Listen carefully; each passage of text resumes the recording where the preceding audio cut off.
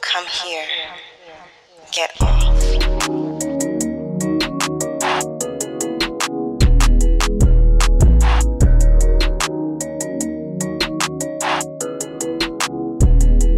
Okay, so Killer. Yes. I did a thing. What did you do? So I quit my job, right? Mm-hmm. Well aware. So when I quit my job, I gave myself a gift. And that gift was a session with a pro dom. So Yeah. I decided we'd have a little story time. Yes. We know how much y'all love the story times, and them shits is fun. Okay, so story time. Wait. I just realized we both wearing turbans. Yeah. These are the things y'all miss when y'all don't watch us on YouTube. What'd you say? I said I just realized we both wearing turbans. Yeah, it's just because I need a haircut and just... Do you know how long it's been since I washed and twisted my fucking hair? You have a lot. So that's a lot. It's so much hair and it takes so long. But I'm committed to doing it this weekend because I'm tired of looking at it. Okay. All right. Look at you. Yeah. I'm going to try. Okay. Okay. Wow. So you ready? So tell me. Story time. Yes. Okay. So, for a while, I've been saying that, I'm really interested in BDSM. I've done light play, but I was like, I want to do a real scene with someone that knows what the fuck they're talking about. Mm-hmm. So, I follow pages end up down rabbit holes. And so I follow a few doms. And there was this one dom that I started following. Like on IG? Yeah. This one dom that I started following and just physically everything, totally my type. Totally my type. So it's a big black nigga with a beard? Exactly. Right? With a big gray beard. So I was like, yes. So I had been following him for a while. And one day he posted a video. And it was like a short snippet of a session with somebody. Mm. And I instantly remember going to his DMs like, oh, okay, I'm booking a session. What's good? Sold. So, he travels. He does a lot of stuff. He's always everywhere. So, he was like, these are the dates that I'm in DC. I'm like, I won't be available, but, let me know. So, long story short, he comes back to DC on a date that I can do it. So I'm like, let's go at it. So leading up to the session, and once I booked the session and then he was like, send me a list of your hard and soft limits. And he sent me a couple articles to read about BDSM and spankings and all of that. And so... And he's like, what do you want to get out of this? And I was just like, a nut? I ain't say that. But, because I was just like, look, I've never done this and I'd really like to experience it. So, weeks go by. I'm like, fucking off. I never send him the list. So then he kind of turns into daddy mode. And he's like, I need this shit by Friday. And I was like, okay. And he's like, okay, what? And I was like, oh, we doing this. So, okay, Daddy Hef. His name is King Hef. He's on Instagram at King Hef. So I'll link him because y'all gonna want to see. Y'all want to are gonna want to have a session. So anyway, so I sent him the information and my session was on a Monday. So he gets to town that Sunday and he's doing he also does these seminars. So he was doing a choking seminar, like how to properly choke a bitch. It was not called how to properly choke a bitch, but he probably said how to properly choke a bitch a couple times in it. So he calls me the night before my session, before his his seminar. He's like, Chocolate hey, bitch situation. yeah. So he's like, hey, I got an Airbnb. We're doing this session. You can, if you want, you can come by. You can, see the session and, see the workshop. And it'll be a good chance for us to kind of meet before you show up. Like, hey, girl, get spanked. So I was like, all right. So I did it. So I show up at his house and he's there. One of his submissives is there. And they're mad cool. We talk, drink a little bit, yada, yada, yada. Session starts, and I am just like, nigga, sign me up. Oh, wait, tomorrow. Like, right. He does like this. And so, wait, the session is on he does it via Zoom or something? He's streaming? Yeah, okay. Yeah, he does it via Zoom. You buy tickets and all that. And it was just amazing. Like, he chokes. But while he's choking you, he's whispering shit in your ear. And have you seen the tapping thing where people do this or they do this? Yeah. He does that shit while he's choking you out. So he's choking you and tapping your forehead and whispering shit in your ear. And it is just nigga, now, please. Thank you very much. So session was over, went well. Yay. So I'm leaving. He's like, hey, take a cookie, eat this cookie tomorrow, right before your session. I was like, all right, cool. And I noticed that he sells these cookies, but I was like, whatever, give me. So I didn't. So I was just like, all right, I'll take the cookie. So go home next morning. He texts me. He's like, everything good? Ready to come over? I'm like, yep. Get over there at our intended time. Mm-hmm. And you had already taken the cookie? Yeah, I ate the cookie. And then I headed over there. Okay. So one of the things that I like that is such a turn on is the consent involved in negotiating in these scenes, right?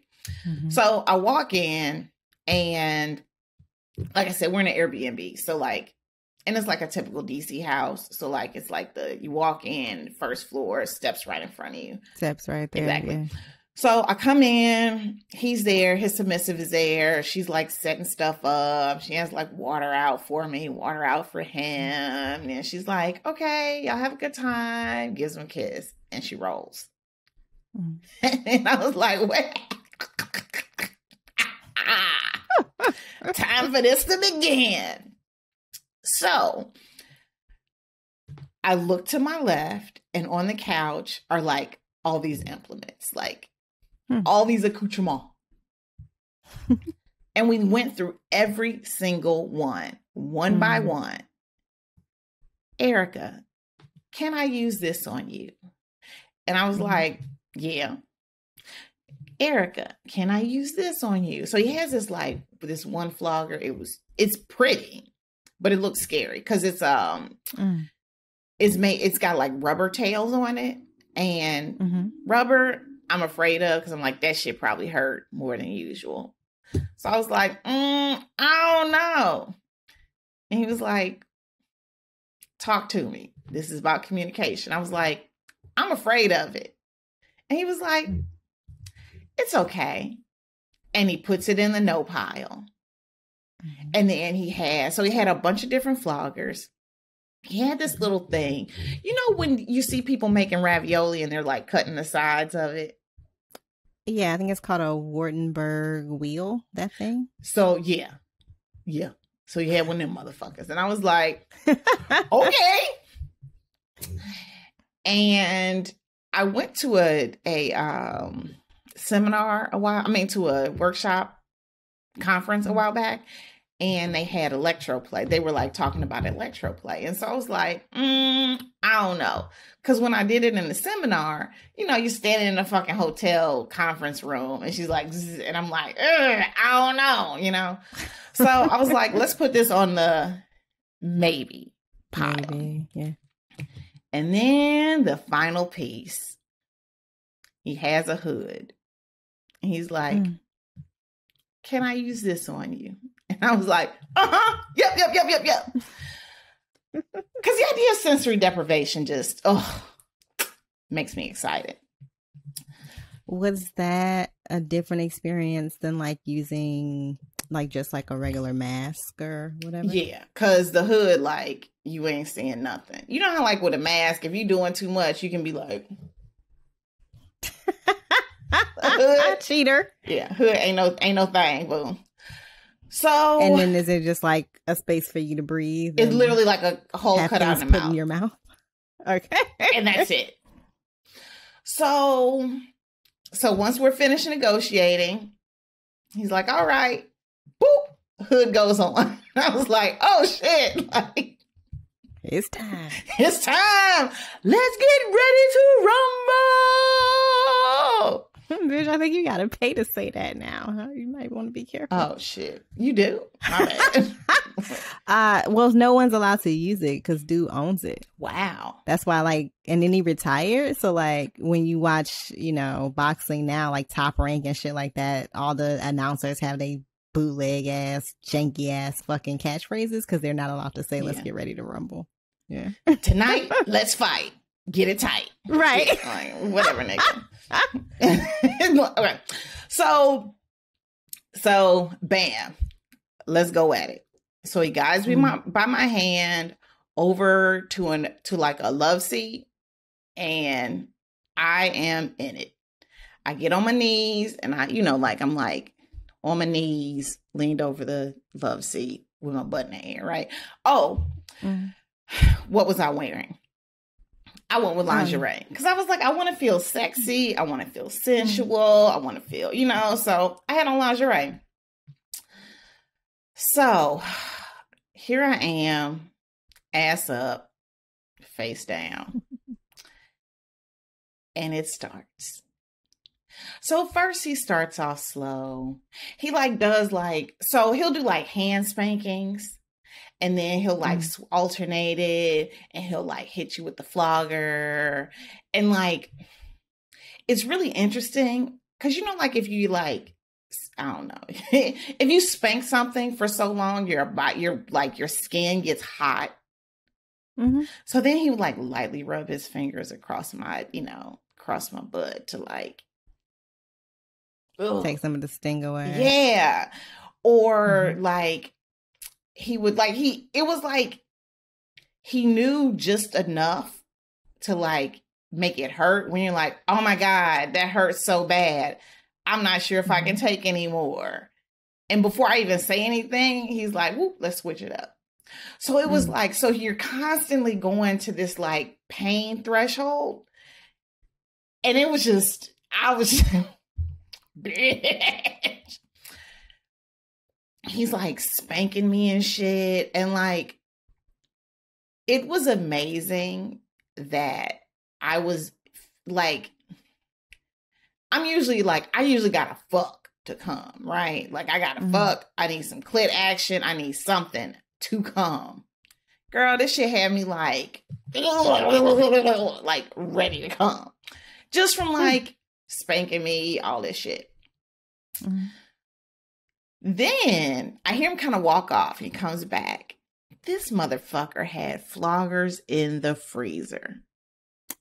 So then it's like, so also when you're getting flogged, they do this like whippy thing so that it like, you feel the air, but it doesn't hit you. So then you're feeling like cold air, and then it's like, whack, and it's, bitch. It was like amazing. So then he takes me over to a chair, leads me by my hand to a chair, cuffs my hands behind my back. And I'm just like, it's definitely an exercise in trust. You have to trust this person. Cause I mean, like, bitch, a bunch of little motherfuckers could have came kicking me in my gut. Now I'd just been stuck. So I'm sitting in a chair, and this nigga, he like, so up until this point, it was mainly the flogger. he would like, you know, kind of run his nails against my skin or like spank me with his hand. But then he was like, it's time to use some other shit. This motherfucker had a vibrator and he like started poking me with the vibrator in different parts of my body. Bitch, this nigga hit my lower back and I came. I squirted everywhere. It was like... The fuck? It was amazing.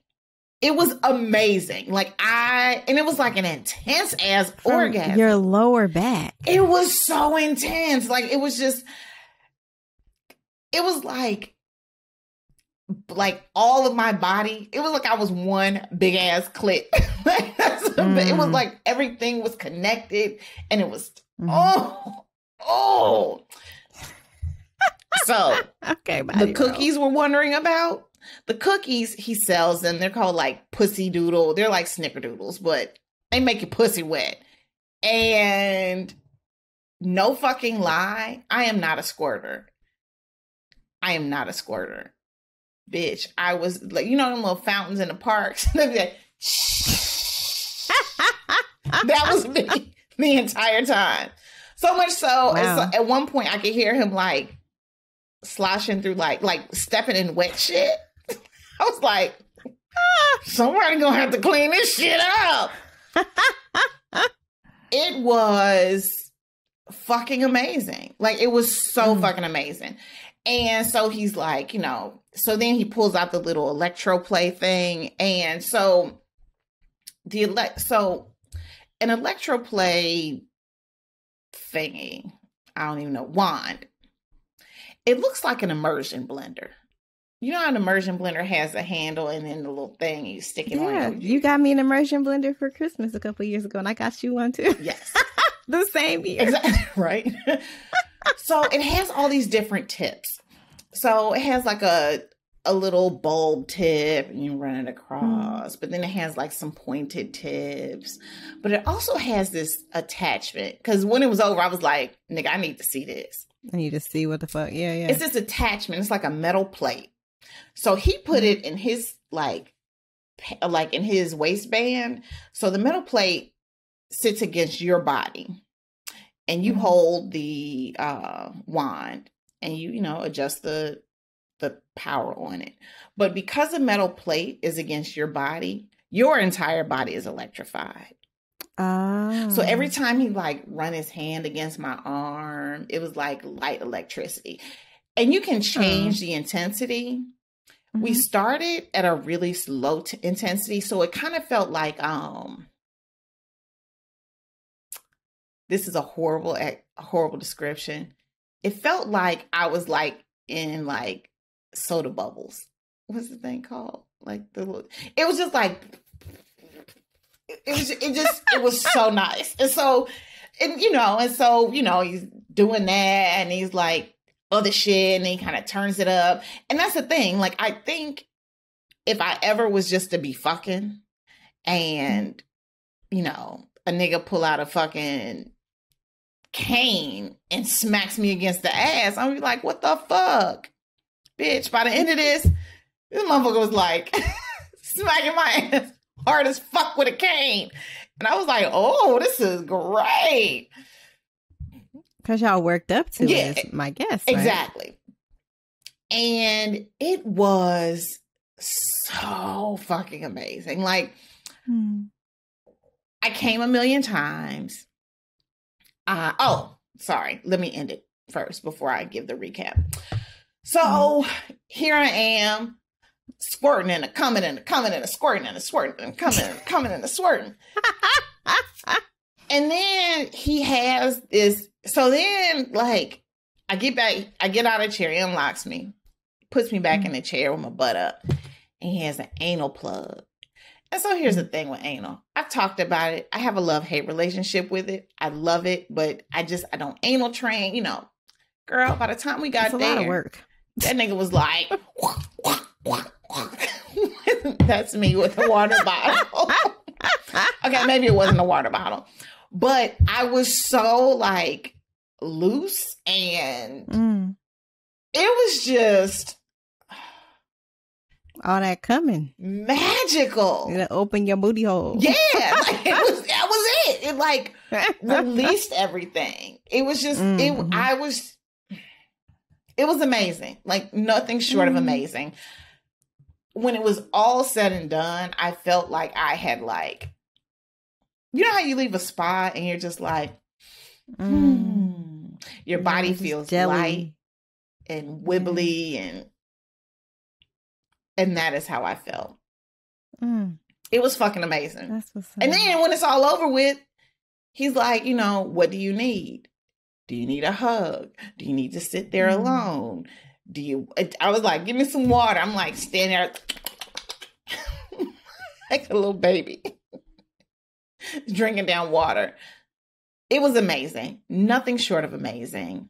I have decided that this is something that I will regularly do for myself because it was amazing. And it compares in no way, shape, or form to just some random nigga saying, hey, I know how to whoop your ass. That's what I was going to ask. Like, it feels like because he is a professional, that this is like some next level shit than just some nigga who wants to smack your ass. Yeah, I mean, I think, yes, he's a pro. And so I think he has years of experience of like knowing how to like take you to your highs and your lows. But I also feel like if your partner was just really determined to, you know, listen and pay attention and do this, I think it's possible for your partner to do it. But I think it's just something that like, this ain't just walking in and smacking a bitch on her ass. This ain't just choking a motherfucker out. There's so much more to it that people miss out on. And he provided it. I was like, yo, this shit is, yeah. What did the aftercare look like? I know you said he gave you a bunch of water, but like what else was involved in aftercare? Like that's such a big part of BDSM, I know. For me, I like snuggles. So he literally sat there and held me on the couch and snuggled. And so, yeah, it was great. Like some people like, I need frozen Reese's cups. Okay. You know, like everyone gets their own thing. And I think maybe once I do it more, I probably will find like what my thing is.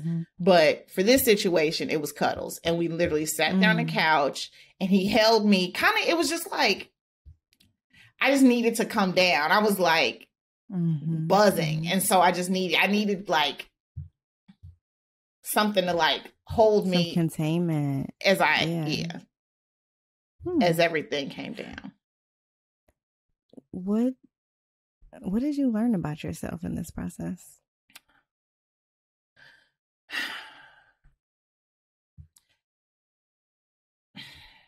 It's a mind fuck. And Daddy Hef always says, like, where the mind goes, the body will follow. I think he says somebody else said it, but I remember him. But where the mind goes, the body will follow. And that is so true.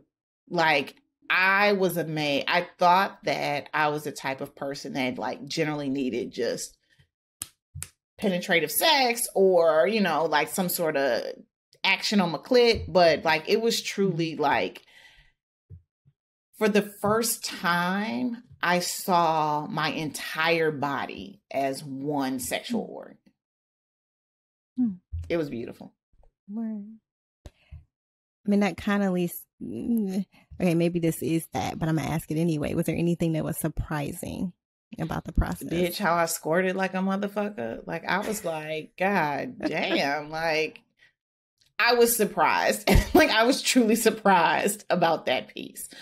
I was also surprised at, like, how cool everybody was. Like, him, his submissive. Like, it was just like, okay, I see why this works. Right? Like everybody was just cool and chill and all of that. Is there anything that you would have done differently, hindsight, you know, being 2020? I probably wouldn't have waited so long to do it. I think I had hangups about like, I mean, we all have hangups, right? But like, I made a very conscious decision to employ a sex worker for my gratification. Right? And so then you're like, ooh, I'm hiring a John, you know, that kind of shit. And now I'm just like going through it. I'm like, some of y'all, all y'all motherfuckers need to try this. You know, some of y'all walking around like, and you need to be properly unwound. And so, and I hate that was a thing because I consider myself very sex positive and yada, yada, yada. But it was always like you like it, I love it. It ain't my thing. But no, it's totally my thing. Because also, you are paying for, you get what you pay for, right? And I paid for a professional that knew exactly what the fuck he was doing and how to do it, as opposed to spending my time at Olive Garden with a motherfucker who brought me home, spit on his dick, and thought he was doing something, right? Yikes. I mean, that makes me think about, you know, two things. Like at various times you've, as you said earlier, talked about the possibility of like integrating more BDSM into your like sexual relationships. And then you also just said that you're planning on doing this in terms of working with a pro worker, you know, on kind of a regular basis. I'm wondering how you think you might integrate like what you learned and what you experienced into your like sex life with your current partners. If at all. Maybe you won't. That's the thing. So I think I am going to, here's the thing. I feel like having gone through this, I feel like this is something you got to study for, right? You got to like know what the fuck you're doing. And I have really great partners and sexual partners. The one sexual partner I think that would like really be into like, okay, let me figure this out and that kind of thing. He told me from the beginning, I have an allergy to pain. I have an allergy to my pain and inflicting pain. So like he's out the window. Yeah. And then the other motherfuckers, like, I just don't, like, if these niggas ask me to like take some courses to fuck them better, I'd be like, fuck, that's too much work. All right. And then I do that thing we talked about in the other episode, ghosting. So, so I don't think right now that's something that I would necessarily incorporate, but I definitely see once I end up in a, you know, monogamous relationship and we riding this shit out, like, nigga, you got to go to seminars. We got to do something because it was just great. You know what? One of the things that made me, so here's the thing. We talk about anal a lot, right? And I feel like there's so much talk about women, how to prepare for anal, how to do anal. There's no training for men on how to do anal. And there is a lot of shit that goes into anal for men that they just don't think about, right? They just think it's just like you show up and stick your dick in your booty. Right. And that's the same way with BDSM. I feel like niggas just show up thinking, you know, this is easy. And it's like, no, they're like, you have to be conscious and conscientious about what you're doing, especially if you're doing it right. Like, you know, as a submissive, as a bottom, you have safe words. And it's like, they talk about slipping into subspace where you're just kind of like in a trance and not that you're unable to like function, but you're like in a trance and just kind of enjoying what's going on. And so your dom has to be paying attention to make sure that you're safe, because you might be so into it that you know, don't forget your safe word. You know, like there's so much that goes into it. And I think that it's something I would definitely want in a monogamous relationship. I feel like it's work, and I don't quite know if I have a partner right now that I'm willing to invest all that in. That makes sense. What about in unpartnered situations, like going to dungeons, events, that kind of thing? So, I mean, I think I'll do the hooded thing. You know, I am realizing the more I deal with my nails that I definitely have a nail fetish. I love rubbing my nails against somebody's back and that kind of thing. I am down for, like light spankings, maybe. But the scene that I had with Daddy Hef, it's going to have to be with somebody that knows what the fuck they doing, Yeah. So. All right. Is there anything I didn't ask you that you wish I had? No. It was a good session overall. It was a really good session overall. So I recommend, if y'all are interested, if you're like, and there are tons of doms on the internet. There are women that are doms. There are men that are doms. There are theys that are doms. And so find one that works for you. A lot of them, because Instagram has like all these rules, you probably got to follow them most on Twitter, or, go to conventions, expos, that kind of thing. You'll meet people. And yeah, enjoy. But, I say if you are unsure about it, this is your sign. Do it. Well, actually, just thought of another question that I think some folks might ask. So, y'all had penetrative sex with toys, but was there actual like flesh on flesh penetrative sex? Is that a part of that experience? No.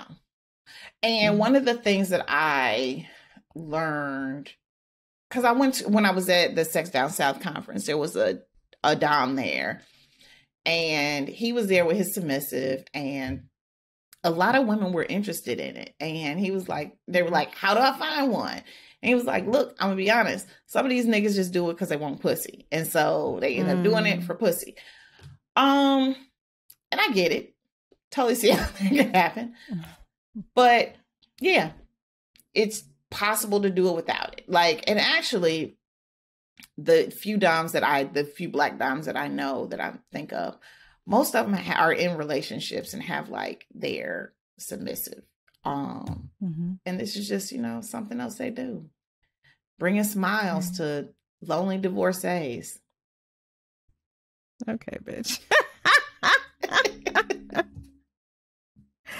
Word. Well, thank you for the story time. I hope y'all all enjoyed. Yes, it was dope. It was dope. I'm telling y'all, like, treat yourself. Don't cheat yourself. It was great. Dope. All right. Well, y'all check out the show notes for information on what's Daddy Hef? On Daddy Hef. King Hef. I call him Daddy Hef now. I like you to be my ass. So yeah. King Hef. Excuse me. Although I feel like now it might be harder for you to get an appointment. Yeah. You might have gave out too much information. I mean, the nigga ain't cheap. So, here, look, it ain't like this out running getting a McDonald's meal. So if you want to spend, by all means. Enjoy. Yeah. But Daddy Hef, I do need to be at the front of the line when it comes to scheduling. Please and thank you. Right. Yes. All right, y'all. Yeah, well, that wraps up this week's Quickie. Thank y'all for listening. We'll see y'all next week. Peace, peace. This episode was produced by us, Kenrya and Erica, and edited by Ballistic. The theme music is from Brazy. Hit subscribe right now in your favorite podcast app and at youtube.com/The Turn On Podcast so you'll never miss an episode.